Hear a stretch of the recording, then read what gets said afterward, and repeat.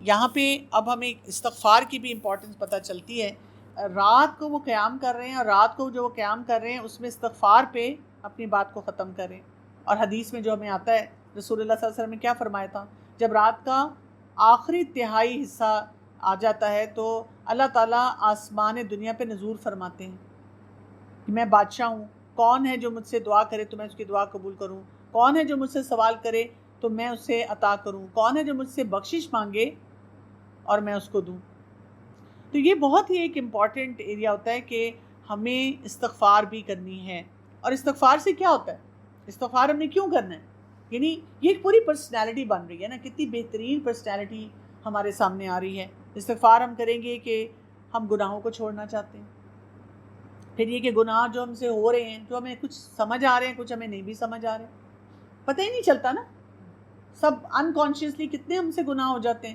آپ دیکھیں کئی دفعہ جیسے ایک جگہ ہوتا ہے نا، آپ کا کوئی کمرہ ہے، آپ کی میڈ آتی ہے، صفائی کرتی ہے، اپیرنٹلی وہ جگہ بڑی صاف لگتی ہے، لیکن ایک دن آپ سیٹنگ چینج کرتے ہیں. جب سیٹنگ چینج کرتے ہیں تو پھر کیا ہوتا ہے، ہر طرف گند نظر آتا ہے، لگتا ہے اس نے کبھی صفائی ہی نہیں کی، بلکہ ہم ناراض ہونے شروع ہو جاتے ہیں اس سے، کیونکہ اور 2 دن پہلے ہم اس کی تعریف کر رہے تھے کہ دیکھو بہت اچھی ہے، بہت اچھی صفائی کرتی ہے.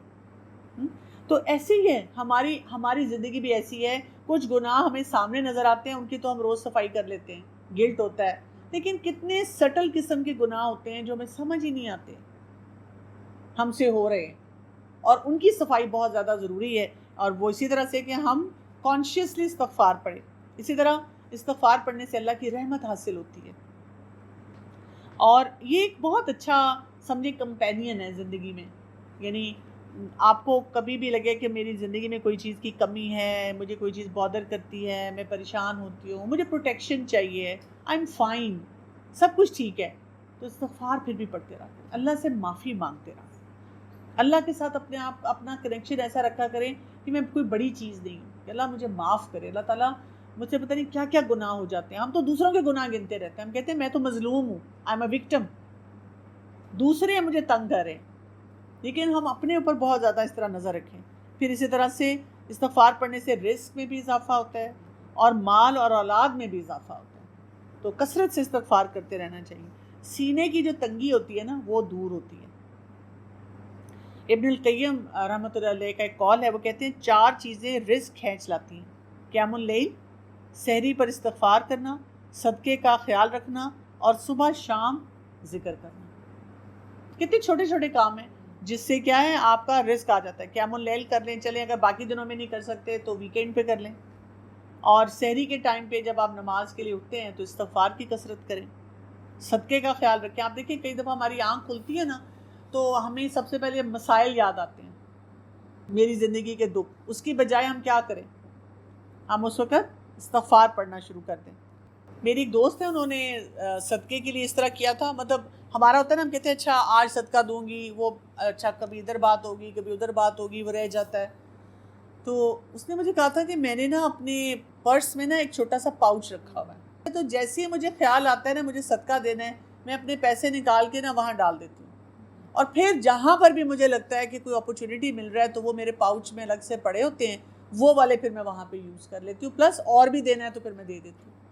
نہیں تو کئی دفعہ ہوتا ہے کہ آپ کہتے ہیں اچھا اب بھی صدقہ دوں تو اس کا یا والیٹ نہیں ہے، کوئی چیز نہیں، اور جب صدقے کا خیال آتا ہے تو وہ ہم خالی اس کو ٹال دیتے ہیں. تو اس طرح سے نا اس قسم کے کوئی پریکٹیکل کام جو ہے نا وہ کر لینے چاہیے. ٹھیک، اس کے بعد ہم آتے ہیں آیت نمبر 18 پہ. شاہد اللہ انہ لا الہ الا ہو، گواہی دی اللہ نے کہ بے شک وہ نہیں کوئی الہ مگر وہی.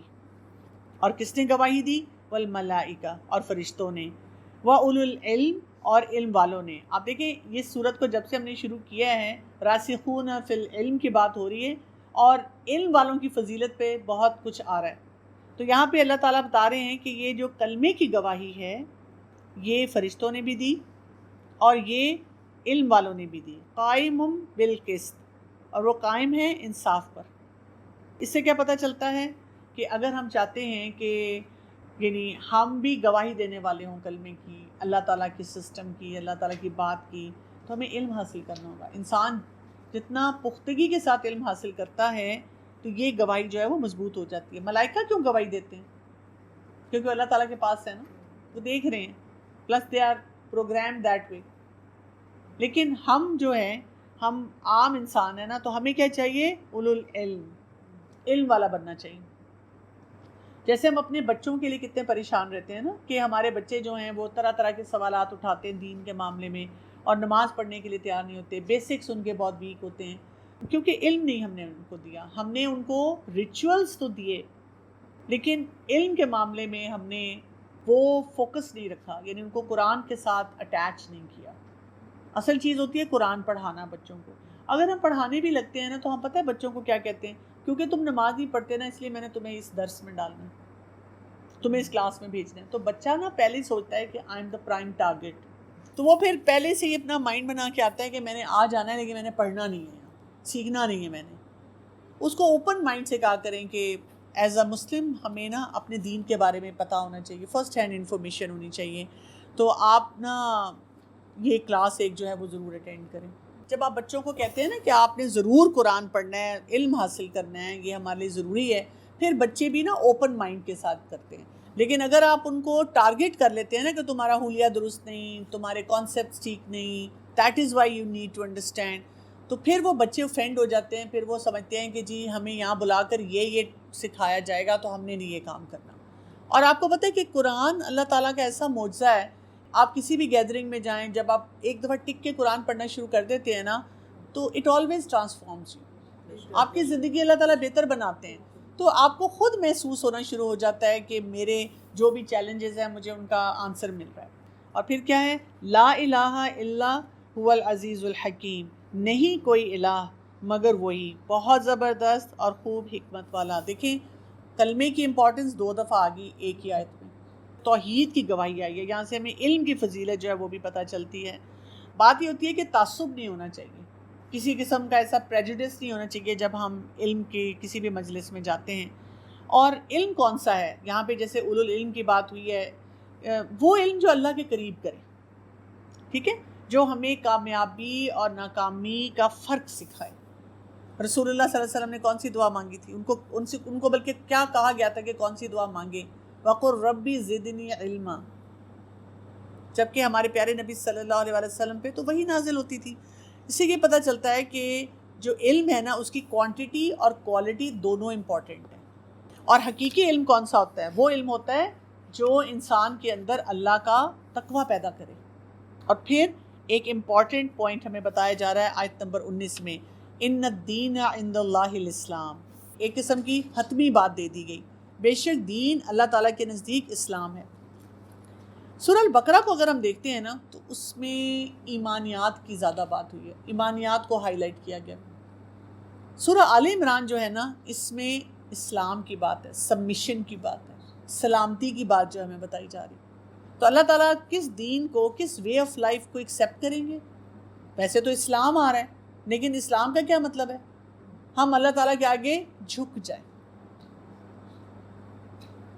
یہ ہے اسلام. بیسیکلی مینس سبمٹنگ ٹو اللہ تعالیٰ، اپنے آپ کو اللہ کے سپرد کر دیں. ابراہیم علیہ السلام کے لیے یہ چیز آتی ہے نا، جب ان کو کہا گیا کہ یہ کرو تو انہوں نے اللہ کے حوالے اپنے آپ کو کر دیا. ہر جگہ یہی ہے، نو کوشچن ایٹ آل.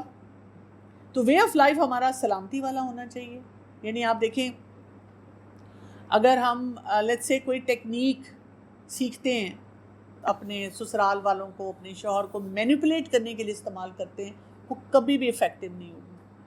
تو میں ہمیشہ سب کو کہتی ہوں کہ آپ نے اپنے ہسبینڈ کو بھی ہینڈل کرنا ہے، سسرال والوں کو بھی ہینڈل کرنا ہے، لیکن یہ سب سے بڑی بات یاد رکھنی ہے کہ مین اکاؤنٹیبلٹی اللہ تعالیٰ کے پاس ہے. آپ کو اللہ کو جواب دینا ہے.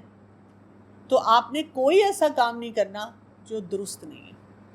اگر آپ کے لیٹ سے سسرال والے برے ہیں، ابھی ریسنٹلی مجھے ایک ینگ بچی ہے، میرڈ ہے، تو اس نے مجھے یہ کہا کہ میں بہت تنگ ہو رہی ہوں اپنے سسرال والوں کے کچھ رویوں سے.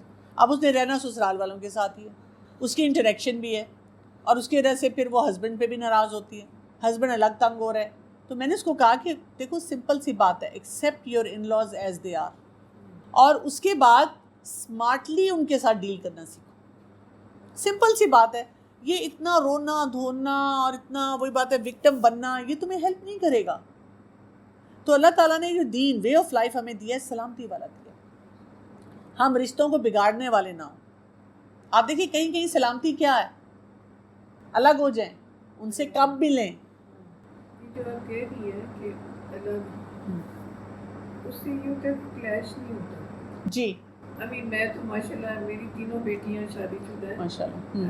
میں آج پہلی دفعہ آپ کی کلاس میں بہت مزہ آیا. یہ مجھے بتائیں کہ جب یہ فورس کرتے ہیں کوئی بھی ایسی کوئی چیز آپ کو فورس کریں کہ یہ چیز کرنی ہے, یہ کرنی ہے, اور آپ اس کو ان یور ہارٹ آپ اس کو ریزسٹ کریں, سیوی اسمارٹ ہو جائیں, یو نو, یہ چیزیں کیوں نہیں سکھاتے یہ اپنے. I learned it myself. ہم جب بھی کسی بھی ریلیشن شپ میں ہوتے ہیں نا تو اس کے ڈائنامکس کو سمجھنا چاہیے نا, اور یہ ڈائنامکس آپ بچپن سے سمجھتے ہیں. پیرنٹس آپ کو بیسیکلی پہلے سمجھاتے ہیں نا. First teacher is your parent. بچہ فطرت پہ پیدا ہوتا ہے. اب ہمارے تو کیا ہوتا ہے کہ دو بچے جب ان میں آپس میں کوئی کلیشز ہوتے ہیں چھوٹی چھوٹی چیزوں پہ, ہمیں وہ ایشو نہیں ریزالو کرنا آتا. اس پہ ماں کا میٹر گھوم جاتا ہے, وہ پریشان ہو جاتی ہے, یہ میرے 2 بچے لڑ رہے ہیں, ایک 4 سال کا ایک 2 سال کا, میں پاگل ہو گئی ہوں. انہی 2 بچوں نے گرو کرنا ہے اور انہوں نے آگے جا کے بڑے بڑے کمپلیکس قسم کے مسائل ان کو حل کرنا ہے. اگر ہم ان کو چھوٹے لیول پہ ہیلپ نہیں کر سک رہے تو بڑے لیول پہ یہ کیسے کام کریں گے نا. تو یہی چیز ہے نا, ہم نے بیسیکلی ان الدین عند اللہ الاسلام. پہلی بات تو یہ سمجھنی ہے کہ اللہ تعالیٰ نے کیا ہم سے مانگا ہے, submission, total submission, not pick and choose. یہ نہیں ہم کر سکتے کہ یہ بات تو مجھے اسلام کی بہت اچھی لگتی ہے, اس پہ تو میں عمل کروں گی, اور یہ بات مجھے بڑی مشکل لگتی ہے, اس پہ میں عمل نہیں کر سکتی. I don't think so I can do it. ہم یہی کر رہے ہیں. آپ دیکھیں جگہ جگہ ہم جہاں دل چاہتا ہے ہم اسلام کو کوٹ کر دیتے ہیں. شوہر اپنے رائٹس کے بارے میں بہت زیادہ ہائی لائٹ کرتا ہے, بیوی اپنے رائٹس کو ہائی لائٹ کرتی ہے. ینگ بچیاں آج کل کہتی ہیں کہ اسلام میں جو جی جوائنٹ فیملی سسٹم کا کانسیپٹ نہیں ہے, وہ اپنی بات کو ہائی لائٹ کرتی ہیں کیونکہ ان کو اور طرح کا فریڈم چاہیے. سسرال والے جو ہیں وہ پھر بتاتے ہیں بیٹے کو کہ بھی وہ والی حدیثیں یاد رکھو کہ جہاد پہ بھی رسول اللہ صلی اللہ علیہ وسلم نے نہیں جانے دیا, تم تو بس ماں باپ کے ہو, یہیں پہ رہو. ہر بندہ اپنی رائٹس کی بات کر رہا ہے. یہ نہیں ہے, ہمیں اصل میں لارجر پکچر دیکھتے ہوئے اللہ تعالیٰ کے حکم کے مطابق اپنے سسٹمز کو چلانا ہے, پہلی بات. دوسری بات, ہم نے جو دین پریکٹس کرنا ہے وہ سلامتی والا دین ہے. ہم نے معاملات کو سمیٹنا ہے. اچھا, اور اس میں وہ کوالٹیز ہونی چاہیے. دیکھیں کئی دفعہ مثلاً آپ ساری زندگی صبر کرتے ہیں لیکن ماریں کھاتے رہتے ہیں. یہ تو کوئی دین میں ہمارے نہیں ہے کہ ماریں کھاتے رہو, یہ تو نہیں ہے. ہاں یہ بھی نہیں ہے کہ فوراً کہو جی میں چھوڑ کے جا رہی ہوں اور میں طلاق لے رہی ہوں اور میں سیپریشن کی طرف جا رہی ہوں, یہ بھی نہیں ہے. یعنی ہم نے نا 2 چیزیں سوچ لی ہیں. میں کبھی کبھی جب کوچنگ کرتی ہوں نا تو اگر میں کسی کو کہوں کہ نہیں وہ کہنا فلاں نے یہ کیا, میں کہتی ہوں انہوں نے غلط نہیں کیا. اچھا پھر میں غلط ہوں. میں کہتی ہوں دیکھیں یہ آٹومیٹکلی آپ نے کیوں سوچا کہ اگر وہ غلط نہیں ہیں تو پھر میں غلط ہوں. Why did you turn accusation toward yourself. میرا یہ کہنے کا بالکل مطلب نہیں ہے کہ اگر وہ غلط, یہ بھی تو ہو سکتا ہے دونوں صحیح ہوں, صرف پرسپیکٹیو تھوڑا سا ڈفرینٹ ہو, آپ کو ایک دوسرے کی بات نہ سمجھ آ رہی ہو. تو ہمارے دماغ میں کیلکولیشن یہی ہے, مطلب ایک ولن ہے ایک ہیرو ہے, دونوں ہیرو ہو سکتے ہیں, ٹھیک ہے نا, دونوں زیرو ہو سکتے ہیں. تو ہم گڈ اور بیڈ کے ساتھ ہر چیز کو وابستہ کرتے ہیں. تو دین جہاں پہ ہوگا اور دین کی اپلیکیشن جہاں ہوگی وہاں پہ خرابی نہیں ہے, وہاں پہ نہیں ہے خرابی. خرابی کہاں ہے؟ جب ہم دین سے ہٹتے ہیں. اور اسی لیے اللہ تعالیٰ آگے کیا کہہ رہے ہیں, وَمَا اخْتَلَفَ الَّذِينَ أُوتُوا الْكِتَابَ, اور نہیں اختلاف کیا انہوں نے جو دیے گئے کتاب, إِلَّا مگر مِن بَعْدِ مَا جَاءَهُمُ الْعِلْمُ, بعد اس کے کہ آ گیا ان کے پاس علم ہے. ہم نے تو بھی یہ بات پڑھی تھی, علم آئے گا تو اس کی اتنی فضیلت ہے, علم آئے گا تو اس سے فائدہ ہوگا. یہ کیا بات ہو رہی ہے؟ ایک تو یہ کہ جو پیور علم تھا قرآن اور حدیث کا, انہوں نے اس کو نہیں پڑھا. انہوں نے اپنے اپنے مدارس بنا لیے, اپنے اپنے انسٹیٹیوشنز بنا لیے, اپنے اپنے اسکول آف تھاٹ بنا لی. اپنے علم پہ ایروگنس آ گئی, دوسرے کی بات سننے کے لیے تیار ہی نہیں ہے, بیسک چیزوں کو ٹھیک کرنا نہیں چاہ رہے, ہر کوئی اپنا پوائنٹ آف ویو نکالتا ہے. تو اختلاف کب ہوتا ہے؟ جب ہم اللہ تعالیٰ کے آگے سبمٹ نہیں کرتے, علم کو امپورٹنس دے دیتے ہیں. سب سے بڑی بات تو یہ کہ اللہ تعالیٰ کے آگے ہمیں سبمٹ کرنا آنا چاہیے. دوسری بات یہ کہ علم جو ہے اس میں بھی دیکھنا ہے کہ علم اختلافات نہ پیدا کرے. ہم پہلے کس سے بات شروع کرتے ہیں؟ فقہی مسئلوں سے. آپ کسی گیدرنگ میں دیکھیں جب بحث ہو رہی ہوگی نا تو کن پوائنٹس پہ ہو رہی ہوگی؟ فیملی ممبر جب بات کرتے ہیں، ایک کہہ رہا ہوگا چہرے کا پردہ ہے، ایک کہہ رہا ہوگا چہرے کا پردہ نہیں ہے، موزے پہ مسا ہے کہ نہیں، سفری نماز کہاں سے شروع ہو جاتی ہے، فقہی مسئلے. اور جو وہاں پہ کوئی بیٹھا ہوا ہے جو ابھی نماز پڑھنے کے لیے اپنے لیے موٹیویشن ڈھونڈ رہا ہے، اس کا کیا حال ہوگا؟ جو اپنے آپ کو ماڈسٹ کورنگ کی طرف لے کے جانا چاہ رہا ہے وہ کیا کرے گا؟ وہ تو اور پریشان ہو جائے گا، وہ کہے گا آئی کی ناٹ ڈو اٹ، یہ چیز جو ہے میرے لیے پاسبل نہیں ہے. تو یہاں پہ اس لیے کہا گیا بغیم بینہم، بوجہ ضد کے آپس میں ضد پہ آ جاتے ہیں کہ I need to have the last say, I M mister right. وَمَن یکفر بآیات اللہ، اور جو کوئی کفر کرے اللہ کی آیات کے ساتھ، فإن اللہ سریع الحساب، تو بے شک اللہ جلد لینے والا حساب. تو اپنے علم کو بھی اس صحیح پیرامیٹر کے مطابق رکھنا ہے. میں جب ایسے لوگوں میں اٹھتی بیٹھتی ہوں جو بہت سائنٹیفک مائنڈیڈ ہوتے ہیں اور وہ کہتے ہیں کہ بھئی یہ دینی علوم جو ہیں یا دین پڑھنے پڑھانے والے لوگ جو ہیں ان کو تو اتنا پتہ نہیں ہے سائنسز کا، تو میں ہمیشہ ایک سٹیٹمنٹ ریلیز کر دیتی ہوں. میں کہتی ہوں دیکھیں، being doctor I am a very scientific person, لیکن جہاں اللہ کا حکم آ جائے گا نا، سائنس گئی بھاڑ میں. سائنس کی جو مرضی تھیوری آ رہی ہے اور اس کے اوپر بہت ساری ریسرچز ہیں اور وہ پروف کر رہی ہیں کہ فائدہ ہے، میں نہیں اس کو مانتی. I will never ever opt for that. اور کیونکہ کچھ عرصے بعد پتہ چل جاتا ہے کہ یہی چیز انسان کے لیے نقصان دہ ہے، تو آپ پہلے سیف پلے کریں. آپ بہت کانفیڈنس کے ساتھ اس بات پہ چلا کریں کہ جو ہمارے دین سے کوئی حکم ٹکرا رہا ہے، جتنی مرضی اس کی آپ وضاحتیں دے دیں، اس کا یہ فائدہ وہ فائدہ، میں نہیں اس کو مانتی، میں نہیں اس پہ کام کروں. فَإِنْ حَاجُّوكَ، پھر اگر وہ جھگڑا کریں آپ سے، کیونکہ ایسے لوگ بحث بہت کرتے ہیں، فَقُلْ، تو کہہ دیجئے، أَسْلَمْتُ وَجْهِيَ لِلَّهِ وَمَنِ اتَّبَعَنِ، میں نے سپرد کیا چہرہ اپنا اللہ کے لیے اور جس نے اتباع کیا میرا. کتنی مزے کی بات ہے. جھگڑا کرے تو کیا کہا؟ دلیل دو، فلاں آیت بتاؤ، فلاں ریفرنس دو، مقابلے پہ آ جاؤ. نہیں، اسلمت، سپرد کر دیا میں نے اپنا چہرہ اللہ کے لیے. I have submitted my intellect to اللہ سبحانہ وتعالیٰ، اور میں تو وہی کروں گی. آپ سے کوئی بحث کر رہا ہے، آپ چپ کر کے بیٹھی ہیں، ہم کہتے ہیں what's your take on it, what's your point of view on it. آپ کے دراصل میں تو سادہ سا انسان ہوں، مجھے تو یہ بات سمجھ آئی ہے قرآن پڑھ کے، تو میں تو اسی کو آرام سے کر رہی ہوں، میں تو یہی کر رہی ہوں. میں بہت زیادہ انٹلیکچوئل پرسوٹ پہ نہیں جاتی. یہ نہ ہو میں کسی مشکل میں پڑ جاؤں تو میں تو سادہ سادہ دین پریکٹس کرتی ہوں. ریالٹی بھی یہی ہے، کمپلیکیٹڈ چیزیں تو ہو ہی نہیں پاتی. پھر وَقُلِ الَّذِينَ، اور کہہ دیجئے ان کو جو اوت الکتاب، دیے گئے کتاب، والأمیین، اور امی ان پڑھ لوگ، اسلمتم، کیا اسلام لائے تم؟ فَإِنْ أَسْلَمُوا فَقَدِ اهْتَدَوْا، پھر اگر وہ اسلام لے آئیں تو تحقیق وہ ہدایت پا گئے. اگر ہم کسی سے بھی بات کر رہے ہیں، چاہے وہ لرنڈ ہیں یا وہ عام لوگ ہیں، ہم ان کو سلامتی کے میسج کی طرف بلائیں، بحث مباحثے نہیں کریں. ایک دفعہ میری فیملی میں کسی نے مجھے پوچھا کہ میں آفس میں تھا تو وہاں پہ پتہ نہیں کیا ڈسکشن ہو رہی تھی، تو انہوں نے بڑا اسی طرح کمپلیکیٹڈ سا سوال نکالا، فلاں جنت میں جائے گا کہ نہیں، فلاں کے ساتھ یہ ہوگا کہ نہیں. تو میں نے اس کے جواب میں ان کو صرف یہ بات کہی کہ مجھے آپ یہ بتائیں کہ آپ کے آفس میں کتنے لوگ ہیں جو نماز پڑھ رہے ہیں، کتنے لوگ ہیں جو قرآن سے ویل کنیکٹڈ ہیں؟ ان کا ہارڈلی اینی ون. تو میں نے کہا آپ ان سے کہیں کہ اس کا جواب یہ ہے کہ آپ نا ان باتوں کو چھوڑ دیں، لیو دیٹ میٹر ٹو اللہ تعالیٰ. اگر فرض کریں وہ جنت میں جاتا ہے یا وہ جہنم میں جاتا ہے، ان دونوں کی وجہ سے ہماری لائف میں کیا امپیکٹ آنا ہے، ہمیں کیا فائدہ یا نقصان ہے؟ کوئی بھی نہیں. تو why not just focus on our life, ہم اپنی زندگی پہ فوکس کر لیں تو وہ بہت اچھا ہو جائے گا. وَإِن تَوَلَّوْا، اور اگر وہ منہ موڑ جائیں، فَإِنَّمَا عَلَيْكَ الْبَلَاغُ، تو بے شک آپ پر بات پہنچا دینا ہے. اب ہماری فرسٹریشن نہیں ہونی چاہیے، ہم نے اپنا پوائنٹ آف ویو دے دیا، وہ مانتے ہیں مانے، وہ نہیں مانتے نہ مانے. ہم نے یہ بھی نہیں کہنا پھر بھاڑ میں جائیں. ہم نے ان کے لیے دعا کرنی ہے، ہم نے ان کے لیے دعا کرنی ہے کہ اللہ تعالیٰ ان کا دل کھولے. سلامتی ہے نا، ہم نے پڑھ لیا یہ واللہ بصیر بالعباد. پھر دوبارہ سے کیا بات ہو رہی ہے؟ اللہ تعالیٰ کیا کہہ رہے ہیں؟ اللہ تعالیٰ خوب دیکھنے والا ہے اپنے بندوں کو.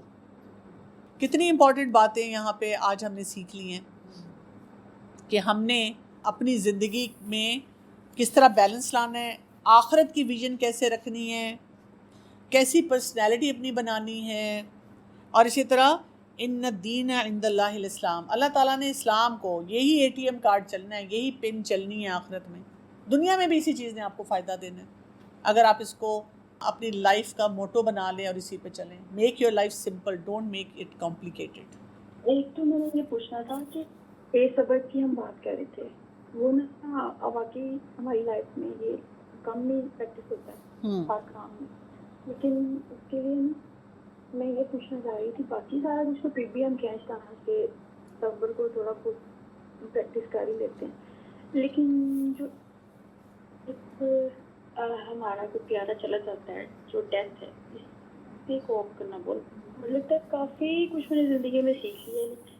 ایک پوائنٹ ایسا ہے کہ مجھے بہت لگتا ہے. پہلی بات تو یہ کہ ہم جب دعا پڑھتے ہیں نا انا للہ و انا الیہ راجعون کسی کے جانے پہ، تو ہم اپنے آپ کو ریمائنڈر دیتے ہیں کہ ہم نے بھی چلے جانا ہے. ہم سب ٹیمپریرلی آئے ہیں اس دنیا میں، اور اس کے بعد ہم سب نے یہاں سے چلے جانا ہے. پہلی بات تو یہ سمجھنی ہوتی ہے. دوسری بات یہ ہوتی ہے کہ نیچرل ایموشنز تو ہیں نا کسی کے جانے پہ. رسول اللہ صلی اللہ علیہ وسلم ہمیشہ خدیجہ رضی اللہ عنہ کو یاد کرتے تھے، روتے تھے. تو اگر آپ کو اپنے کسی پیارے کو یاد کر کے رونا آتا ہے، آپ ان کو مس کرتے ہیں، یہ نیچرل ایموشن ہے، اس میں کوئی گلٹ کی ضرورت نہیں ہے. بس ناشکری نہیں ہونی چاہیے، ڈس فنکشنالٹی نہیں ہونی چاہیے. یہ نہیں ہونا چاہیے کہ آپ کو اتنا ڈپریشن ہو گیا کہ اب آپ کوئی کام ہی نہیں کر رہے، کوئی گرو نہیں کر رہے، آخرت کے بارے میں نہیں سوچ رہے، ان لوگوں کے لیے صدقہ جاریہ نہیں بن رہے. یہ نہیں ہونا چاہیے. تو اپنے دکھوں کو سمیٹنے کا طریقہ آنا چاہیے، اور اگر ہم اپنے دکھوں کو نہیں سمیٹ سکتے تو اس کا مطلب ہے کہ ہم نے اپنا انوائرمنٹ ہیلدی نہیں رکھا ہوا، یا وہ دکھ ہمارے لیے بہت بڑا ہے. تو اس کے پھر جو ایکسپرٹ طریقے ہوتے ہیں نا ان کی طرف چلے جانا چاہیے. جی دوسرا یہ پوچھی تھی میں کہ تہجد کے لیے جو حدیث ہے کہ اس بات پایا ہے کہ میں آخر آسمان پہ آتا تھا دعا قبول کرتا ہوں، لیکن کبھی ہوتا ہے بھی کرتے ہیں لیکن وہ نہیں قبول ہوتی، ہو جاتا ہے نا اس طرح؟ نہیں، یہ تو نہیں ہوتا. دعا قبول ہونے کے کیا درجے ہیں آپ کو پتہ ہے؟ یا تو دعا فوراً قبول ہو جائے گی، فوراً وہ چیز آپ کو مل جائے گی، یا کچھ دیر کے بعد ملے گی، یا یہ کہ کوئی آپ کی طرف آفت آ رہی ہے وہ ٹل جائے گی، لیکن آپ کو لگے گا میری دعا نہیں قبول ہوئی، لیکن آپ کسی آفت سے بچ جائیں گے. یا یہ کہ اللہ تعالیٰ آگے جا کر کسی خاص وقت میں بھی 10 سال بعد، 15 سال بعد، 20 سال بعد آپ کو دیں گے، یا اللہ تعالیٰ اس کو آخرت کے لیے اپنے پاس رکھ لیں گے. تو دعا تو ہمیشہ قبول ہوتی ہے. ہاں بس جو آپ جس طریقے سے چاہ رہی ہیں وہ نہیں ہو رہا، ہوگا ویسے جو صحیح طریقہ ہے اس کا. سبحانک اللہم و بحمدک اشہد ان لا الہ الا انت استغفرک و اتوب الیک. السلام علیکم ورحمۃ اللہ وبرکاتہ.